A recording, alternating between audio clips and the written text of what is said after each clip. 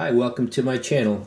In this video we'll be going over another interesting experiment using the Arduino Uno and its interaction with photosensitive resistors and a color mixing LED, which is 3 LEDs in one package. And we'll be varying the colors and the brightness of that LED using Pulse Width Modulation, which is a capability that the Arduino has on some of its pins. So let's get started. So you can see here I already have the components laid out on the breadboard. Everything's connected up, ready to go. We can look at this real quick before we look at the schematic. So underneath each of these colored lenses here is one of these photoresistors. You can see here there's just a block of this material that breaks off of the platform that we put together, and then it's sort of a pain. They have you take this colored material and slide it into these slots. You can see that. Sort of took longer to do that than build the whole circuit. Let's see, hopefully I can get that back in there. Okay, so that's back in. And then this just presses. It's got the same shape as the photoresistor. That just presses in. And there's no polarity to these. Again, it's just a value of resistance that varies with brightness of light. So put that back in.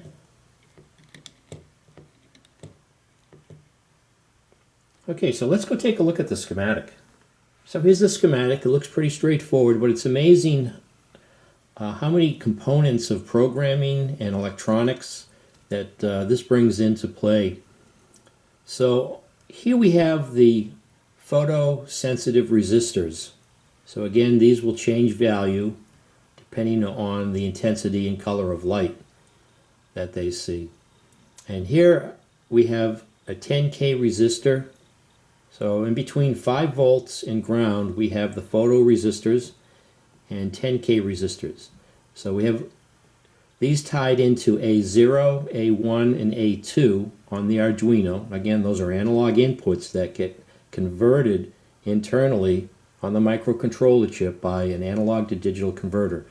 They get converted to a representative digital value of that analog voltage. Anywhere from 0 to 1023. Those are 1024 discrete steps.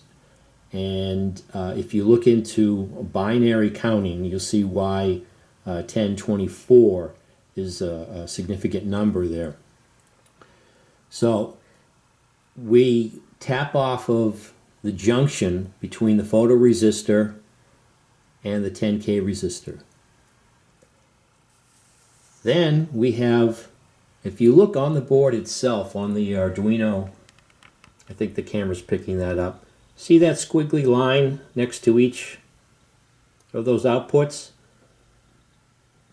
Those indicate that we have the capability of pulse width modulation on those pins. And here I have, I've put them on the schematic too. So we're using pins 11, 10, and 9. And again, this is the LED, the mixing LED. It has the red, the blue, and the green all in one package. This pin here is the cathode, common cathode to these 3 anodes. And you can see how we have it hooked up on the schematic. And again, the varying analog input voltage will allow us to control the intensity and mix these colors to get various color mixes that you can get with the red, blue, and green. So let's see if we can go over some of the electronics principles that we're going to deploy in this circuit, and then see how that's used on the programming side. So the first principle we're using on the input is Ohm's Law. And that comes into play with this voltage divider. So we have two resistors. We have the varying resistor, the photoresistor, and we have the fixed 10K resistor. Now, an interesting aspect of what this voltage here will be at this junction, it's just going to be a percentage of the ratio of R2 to the total resistance, or in our case, the 5-volt supply voltage. And I don't want to get into it real quick. It's just part of basic algebra, where here's the ratio. It would be R2 over R1 plus R2 times the total voltage. Well, in the special case that R2 and R1 are equal, this voltage here will just be 1/2 of the total voltage in that special case. So here's another, just another visual schematically of if we had a variable or potentiometer here. As we varied that, this voltage at this junction right here, this would vary. And it has to do with the ratio of this R value to the total value, which will change when this varies. So how are we going to control the intensity of the 3 LEDs that are in that one package if we're only able to have digital outputs? Well, we're going to use a property of digital waveforms called the duty cycle. Now, one way to think about it is the incandescent lights that are lighting this paper right now. Those are actually, the electricity is turning on and off 60 times a second. But you can't detect that because the eye has a level of persistence, meaning when you flash a light on it and then take it away, or flash an image on the eye and take it away, it remains for a certain period of time before it fades away. I hope this isn't too much information, but we really need to understand pulse width modulation so we can see how this is accomplished in the code. At a later date, I could do a video on just this topic, but for now, let's see if we can get through this. So here I've drawn out and tried to represent a pulse waveform or a digital waveform, and we can see here this is on and off, on and off, and for the sake of argument we could say this is just 5 volts. So 5 volts, and then we have 0 volts, and then we have 5 volts. And I've tried to draw it out so the pulses are equal. So equal amount of time the pulse is high and equal amount of time the pulse is low.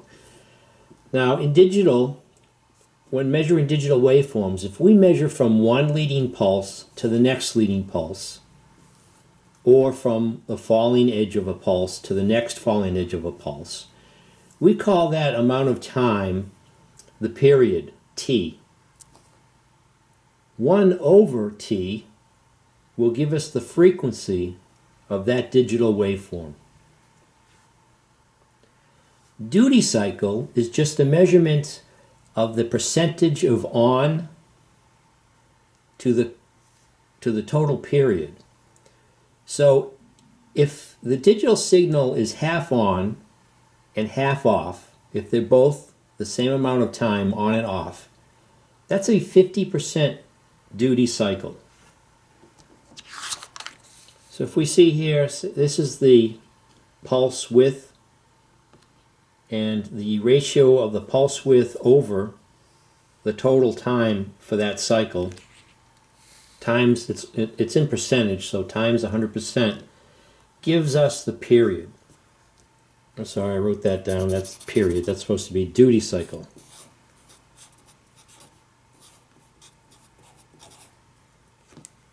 So the duty cycle is just a measurement of the percentage of on time to the total time of one cycle.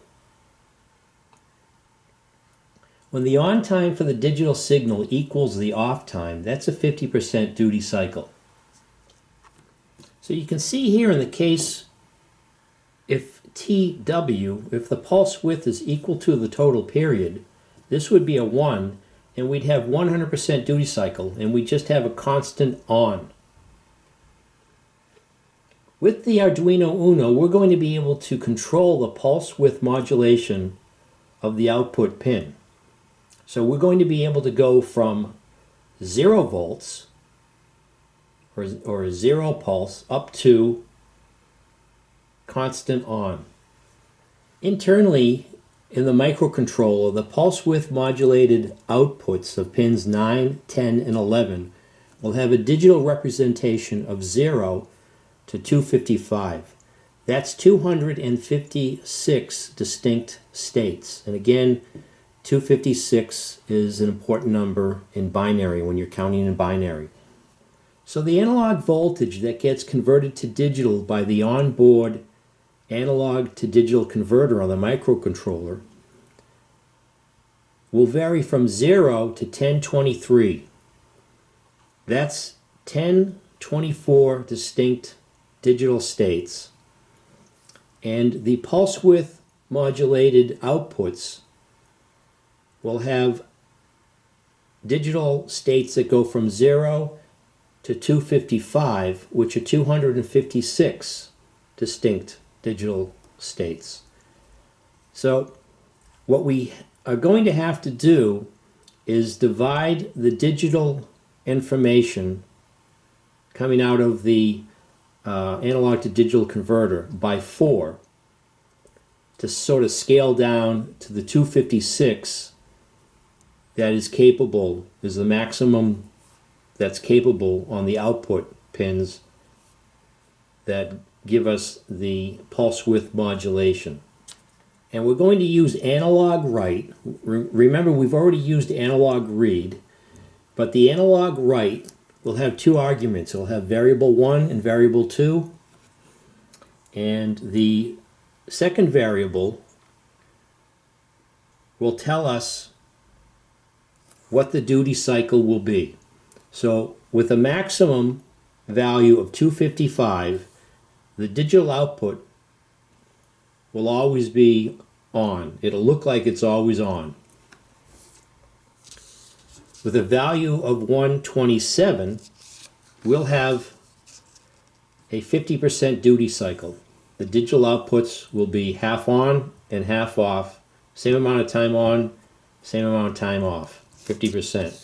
And anything less than 127 will reduce the on time for the high, the pulse that is high. And hopefully this will give you a sense on how we're varying the intensity, how this gives us the control of the brightness of those LEDs. So let's look at the program now. So the first thing we're going to do is declare pin 9, 10, and 11. So here we have constant integer, green LED pin 9, red LED pin 11, blue LED pin 10. Those are the pins that are connected to the pulse width modulated capable pins 9, 10, and 11 that are connected to the variable, or connected to the LED that has the 3 colors in one package. And now we're defining the analog input pins. We have red sensor pin A0, green sensor pin A1, blue sensor pin A2. And the photoresistors are connected, or the junction of the photoresistor and the 10K resistor are connected to those 3 analog inputs. And now, very important, we want to initialize all these variables to 0, and that's what the next lines of code do. In this experiment, we're also going to be using the serial port again, so we can display this information in the serial monitor. We have the serial begin command, 9600 baud, pin mode. So we're defining the green LED pin as an output, the red LED pin as an output, and the blue LED pin output. And now in this loop we're going to read the analog inputs. We have the command here, red sensor value will equal analog read of red sensor pin. And remember, we defined the red sensor pin, read sensor pin, and the blue sensor pin as A0, 1, and 2. Now, we have the on-board analog to digital converter, and then that information is then going to be converted again to give us the pulse width modulated control of the output pins. That's going to take some time. So we actually need to put a delay in to let the microcontroller do its job. So putting a little bit of delay in between each of these commands, give the analog to digital converter time to do its calculation. Now we're using the serial print again to print the information on the in the serial monitor program. So we have raw sensor value. This T here is the command for a tab, the /T. So this gives us a tab, gives us some space before it displays the value or displays the next text here as red. Then we have serial print. It'll actually print the value in this variable red sensor value. And again, repeating for these print statements for the colors green and blue. You can see here, we're just using the same print statements to print out the values from the different colors, for the different colored variables here. Here's where we take the digital equivalent of the analog input and we divide that value by 4 in order to scale it down to the range of values possible for the pulse width modulation output, modulated output. So we have the red sensor value divided by 4, green sensor value divided by 4, and the blue sensor value divided by 4. And we're assigning them to red value, green value, and blue value. Now, again, we're using the print statement to print out those variables and that information, describing the text describing that information. And now here we're using analog write, and this will determine the duty cycle of red LED pin, green LED pin, and blue LED pin. The value here for red value, green value, and blue value will have a range of 0 to 255. And that's how we're changing the intensity of the colors, the 3 colors on that LED package. So let's hook up the Arduino and let's see if this works.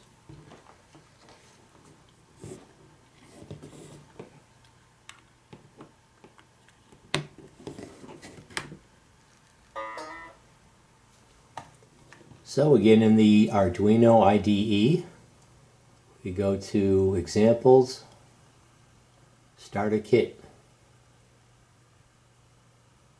and Chapter 4. Here's the code. Okay, so the LED is initially off. Let's upload the new sketch.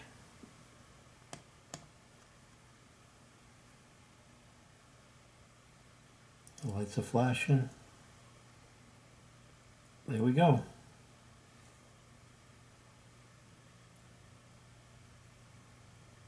I think it's working. So you can see here as I block out the light on these photoresistors, we get a change in the intensity of the different colors. The red, blue, and the green. Green's really not that prevalent here, not that strong.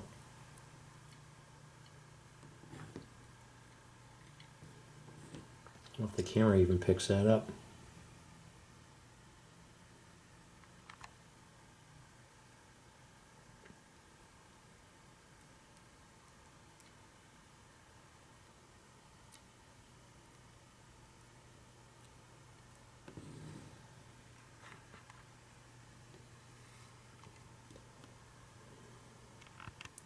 So I hope you found this video and experiment interesting and informative.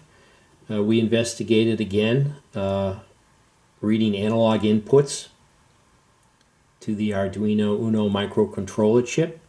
And this time though, instead of just digital outputs, we found a way to vary the intensity of an LED by controlling, even though we don't have analog outputs that we can control, we can control the digital outputs in an aspect of the digital signal called duty cycle that gives us that same control, just in digital form. So stay tuned for more videos as we investigate the capabilities of the Arduino Uno with some more experiments hooked up to it. So thanks for watching. Please feel free to subscribe and or comment, and see you next video.